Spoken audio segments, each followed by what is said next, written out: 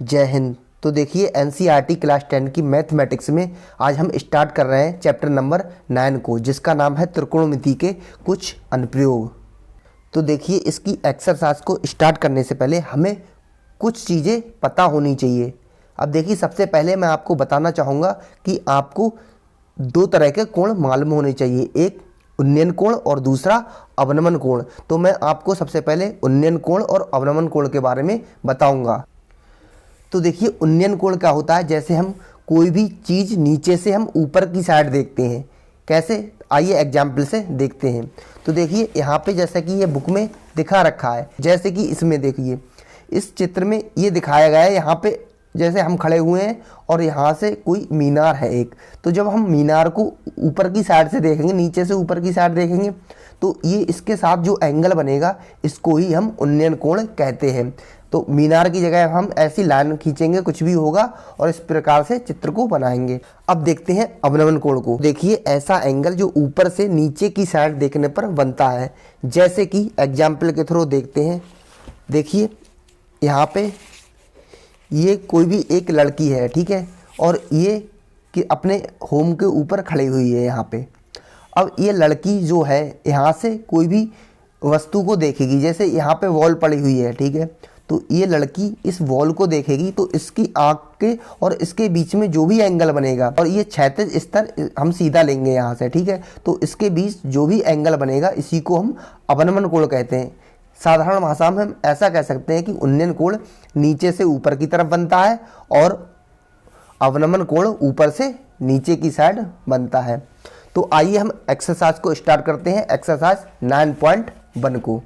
जैसे कि पहले क्वेश्चन में इसका चित्र दे रखा है, ठीक है, और बाकी के क्वेश्चन में हमें चित्र खुद बनाना पड़ेगा। तो चित्र इसका बहुत इंपॉर्टेंट होता है। अगर आपको चित्र बनाना आ गया तो इसका क्वेश्चन को बहुत ही आसानी से कर पाओगे। तो आइए पहले क्वेश्चन को देखते हैं। तो यहाँ पे पहले क्वेश्चन में दे रखा है, सर्कस का एक कलाकार 20 मीटर लंबी डोरी पर चढ़ रहा है। तो ये डोरी है एक, इस पे ये, और ऊपर कह रहा है जो तनी हुई है पूरी तरह से, ठीक है, और भूमि पर सीधे लगे खंबे के शिखर से बंधा हुआ है, और इसका ये जो सिरा है ऊपर खंबे से बंधा हुआ है, ये खंबा खड़ा कर दिया है और इस पर डोरी बांध दी है इस तरह से, और इसको इस तरह से बिल्कुल तनी हुई डोरी है, ये इस तरह से इसको बांधा है, और ये है भूमि से, ये भूमि से यहाँ तक की दूरी। अब यहाँ पे कह रहा है यदि भूमि स्तर के साथ डोर को बनाया गया कोण, तो इसके साथ में डोर के द्वारा बनाया गया कोण कितना है, 30 डिग्री है।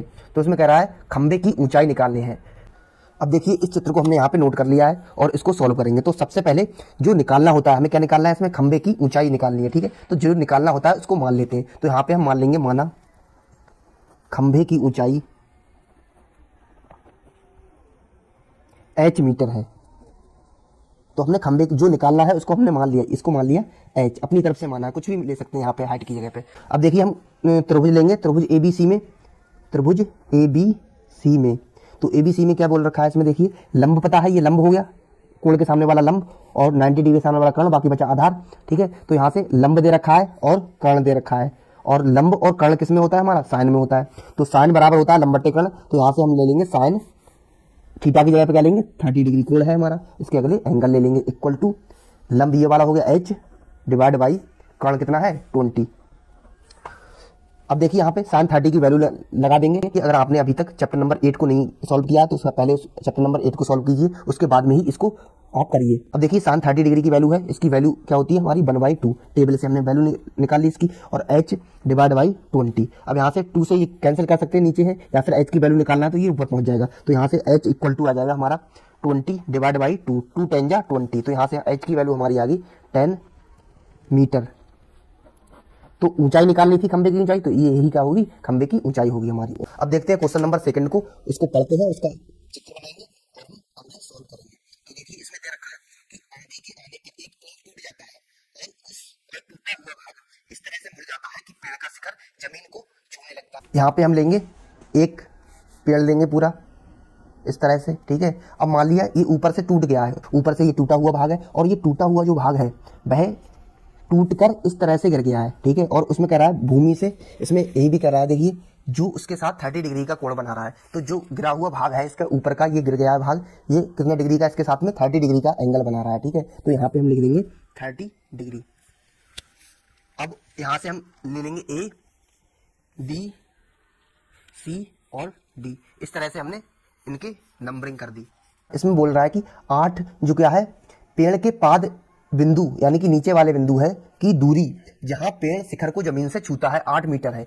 ये बोल रहा है कि ये वाली जो दूरी है यहाँ से जो पेड़ गिरा हुआ है यहाँ से यहाँ तक की दूरी 8 मीटर है। ये 8 मीटर होगी। अब हमें निकालनी क्या है पेड़ की ऊंचाई। अब देखिए पेड़ की ऊंचाई यहाँ से लेकर यहाँ तक है पूरी, तो यहाँ से यहाँ तक निकालनी पड़ेगी। बट ये तो हमारा गिर गया है यहाँ पे, तो यही वाला गिर के तो यहाँ पे ही गिरा है ये। सी और प्लस बी सी इन दोनों को निकाल लेंगे तो हमें क्या मिल जाएगा, हमारी पूरी पेड़ की ऊंचाई मिल जाएगी, क्योंकि यही भाग था यहाँ पे गिर गया था, यही वाला गिरा हुआ भाग यहाँ इसका है पेड़ का। तो हम यहाँ पे मान लेंगे, माना पेड़ की ऊंचाई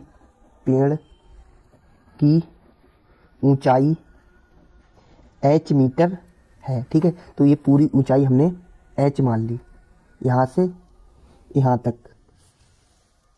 कहने का मतलब है जो हमारी AC प्लस BC होगी वही हमारी हाइट होगी, ठीक है, ये पेड़ की। और AB हमें दे रखा है इक्वल टू 8 मीटर। ABC में देख लेंगे तो त्रिभुज ABC में देखिए यहाँ पे ये एंगल दे रखा है 30 डिग्री और यहाँ पे ये है लंब और ये है आधार। तो लंब और आधार हमारा किस में आता है, tan में, साइन cos tan। तो tan बराबर लंब आधार होता है, तो यहाँ पे हम tan ले लेंगे, tan। अब देखिए लंब क्या है हमारा, ये तो पूरा है दिया हुआ h। अब यहाँ से ये इतना हमें पता होना चाहिए, तो AC tan 30 डिग्री कोण है 30 डिग्री इक्वल टू AC बट्टे AB। अब यहाँ से देखिए 30 डिग्री दे रखा है, तो यहाँ पे 30 डिग्री की वैल्यू लगा देंगे हम। 30 डिग्री की वैल्यू होती है tan 30 डिग्री की 1/√3 इक्वल टू AC बट्टे AB की वैल्यू क्या है 8 सेंटीमीटर। अब यहाँ से मल्टीप्लाई करेंगे क्रॉस, तो AC की वैल्यू हमें यहाँ से मिल जाएगी, AC इक्वल टू 8 इधर चला जाएगा, डिवाइड वाला होता है इक्वल टू से इधर आता है तो ऊपर चला जाता है, तो ये हो जाएगा 8/√3। अब AC की वैल्यू हम यही रहने देंगे। अब हमें AC की मिलेगी, अब BC की निकालनी है, तो ये वाली निकालने के लिए हमें क्या करना पड़ेगा, ये आधार लेना पड़ेगा और इसका कर्ण लेना पड़ेगा। तो आधार और कर्ण काय में होता है, कॉस में होता है। तो हम अब त्रिभुज ABC में अगेन लेंगे और कॉस लेंगे यहाँ पे। तो यहाँ पे हम ले लेंगे कॉस 30 डिग्री इक्वल टू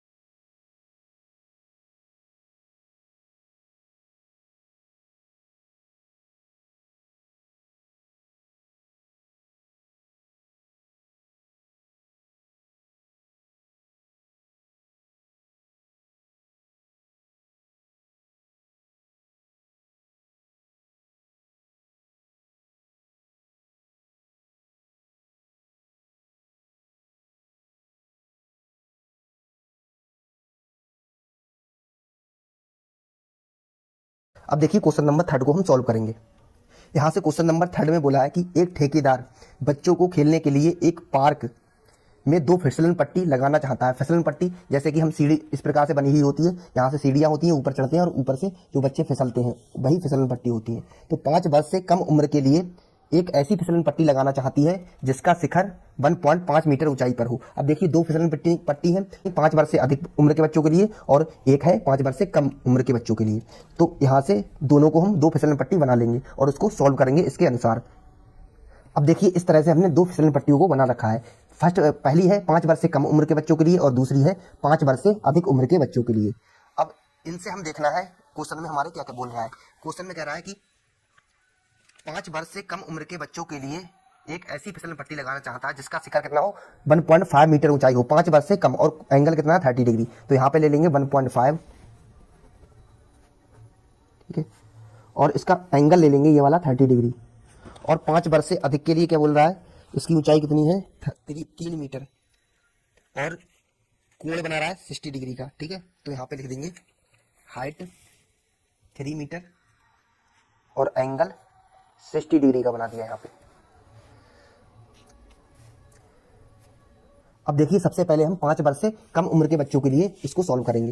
तो यहाँ पे क्या दे रखा था हमारा, ए बी बराबर दे रखा है, यानी कि हाइट, ये हाइट ही तो है, ये दे रखी है 1.5 मीटर, और एंगल दे रखा है कोण 30 डिग्री, और हमें निकालना है यहाँ पे फिसलन पट्टी की लंबाई निकालनी है। यहाँ पे लिख देंगे AC बराबर हमें फाइंड आउट करना है, ठीक है। तो 5 वर्ष से कम उम्र के लिए लगा रहे हैं, तो यहाँ पे क्या हो जाएगा, ट्रायंगल ABC में देखेंगे, इसमें देखिए ये दे रखा है लंब, और ये हो जाएगा 90 डिग्री सामने वाला कर्ण, और बाकी बचा आधार। तो ये हो गया कर्ण, लंब और आधार। अब देखिए हमें इसकी ज़रूरत है, AC निकालना है, तो AC निकालने के लिए लंब और कर्ण लेना पड़ेगा। तो साइन बराबर होता है लंब और कर्ण, तो साइन थीटा बराबर लंब कर्ण होता है, तो साइन थीटा की जगह पे 30 डिग्री ले लेंगे कोण, और इक्वल टू में ले लेंगे हम लंब है 1.5 बटे कर्ण है AC, तो साइन 30 डिग्री की वैल्यू लगा देंगे। 30 डिग्री की वैल्यू होती है 1/2 equal to 1.5 divide by AC। अगर इसको उल्टा कर देंगे हम तो AC यहाँ पे हो जाएगा AC बटे 1.5, तो इसको भी उल्टा करेंगे 2/1, तो यहाँ से देखिए 1.5 इधर आके मल्टीप्लाई में आ जाएगा ऊपर, तो यहाँ पे हो जाएगा AC इक्वल टू 2 मल्टीप्लाई 1.5, तो यहाँ पे आ जाएगा 3 मीटर। तो पहली ऊंचाई क्या आ गई हमारी, यानी कि 5 वर्ष से कम उम्र के बच्चों के लिए फिसलन पट्टी की ऊंचाई कितनी है 3 मीटर है। अब इसी प्रकार से इसके लिए निकालेंगे हम 5 वर्ष से अधिक उम्र के बच्चों के लिए, ठीक है। तो अधिक उम्र के बच्चों के लिए निकालेंगे यहाँ से त्रिभुज PQR में, यहाँ पे 3 मीटर दे रखा है, तो यहाँ भी साइन ले लेंगे, साइन यहाँ पे फिसलन पट्टी की ऊंचाई निकालनी है, यानी कि PR निकालनी है, तो यहाँ से sine 60 degree equal to 3 divide by कर्ण, नंबर टेकर्ण, तो PR, ठीक है। तो यहाँ से साइन 60 डिग्री की वैल्यू होती है √3/2 equal to 3 divide by PR। अब PR निकालना है तो इसको उल्टा कर देंगे हम, तो यहाँ पे लिख देंगे PR डिवाइड बाई 3, तो इसको भी उल्टा करेंगे 2/√3, तो यहाँ से कितना आ जाएगा, PR की वैल्यू निकालेंगे 3 इधर चला जाएगा इसके साथ में मल्टीप्लाई में, तो 3 2 6, तो यहाँ पे आ जाएगा PR equal to 6 divide by √3। अब हम नीचे से रूट हटाना है, रूट हटाने के लिए क्या करते हैं, ऊपर उसी नंबर से ऊपर नीचे मल्टीप्लाई कर देते हैं, तो यहाँ से हमारा मिल जाएगा ये 6√3, और यहाँ पे रूट हट जाएगा तो यहाँ पे केवल 3 बचेगा, 3 2 6, तो यहाँ पे हम लिख सकते हैं 2√3, तो PR की वैल्यू आ जाएगी हमारी 2√3, ठीक है। तो ये हो गई सेकंड। 5 उम्र से अधिक बच्चों के लिए उनकी हाइट हो जाएगी इतनी, और 5 वर्ष से कम उम्र के लिए इसकी हाइट हो जाएगी, फिसलन पट्टी की लंबाई हो जाएगी ये, सॉरी, तो यहाँ पे 5 वर्ष से कम उम्र के बच्चों के लिए फिसलन पट्टी की लंबाई हो जाएगी 3 मीटर, और 5 वर्ष से अधिक उम्र के बच्चों के लिए फिसलन पट्टी की लंबाई हो जाएगी 2√3। अब देखिए क्वेश्चन नंबर 4 को सॉल्व करेंगे। यहाँ पे क्वेश्चन नंबर 4 में बोल रखा है कि भूमि के एक बिंदु से जो मीनार के पाद बिंदु से 30 मीटर की दूरी पर है, मीनार के शिखर का उन्नयन कोण 30 डिग्री है, तो मीनार की ऊंचाई निकालो। तो सबसे पहले इसका चित्र बनाएंगे, कैसे बनता है आइए देखते हैं। तो सबसे पहले एक मीनार लेंगे, और मीनार से इस प्रकार से एक बिंदु बनाएंगे, इस तरह से लेता हुआ समकोण त्रिभुज की तरह इसका चित्र बनेगा। तो देखिए 4 वाला इसका,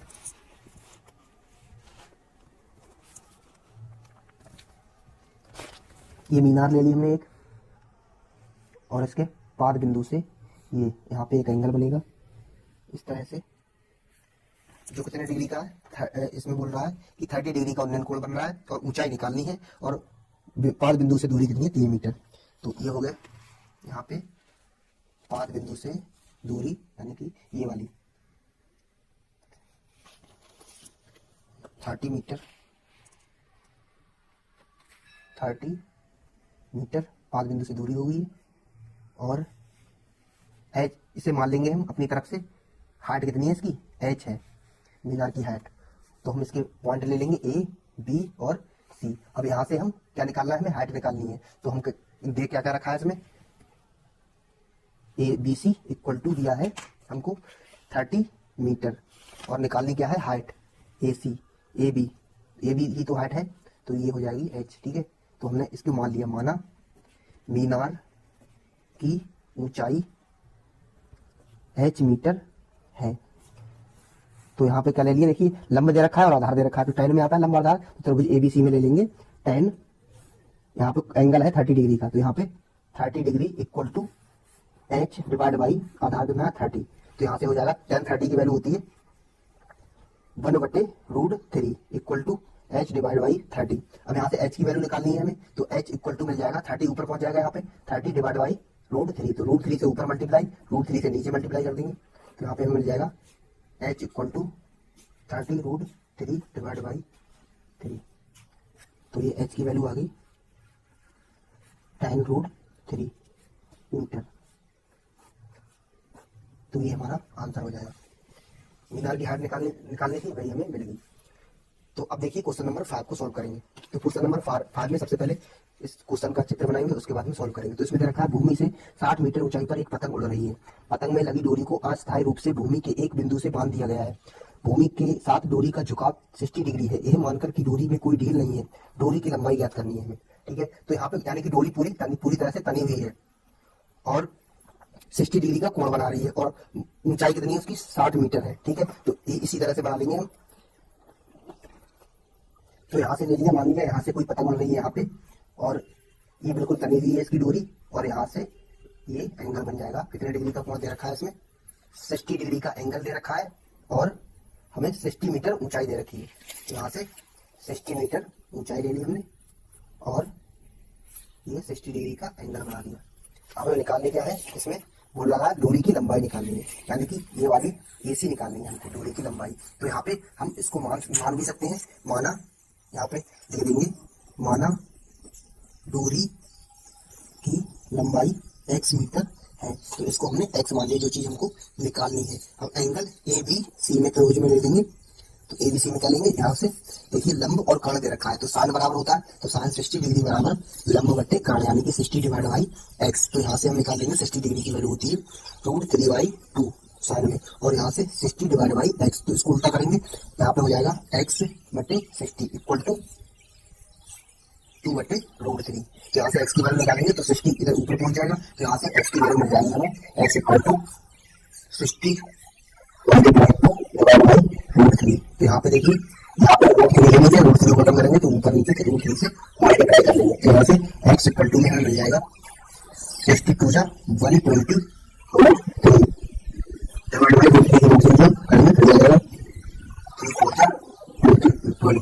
अब यहाँ से हमें मिल जाएगा, देखिए x की लंबाई यानी कि डोरी की लंबाई यानी 40√3 मीटर।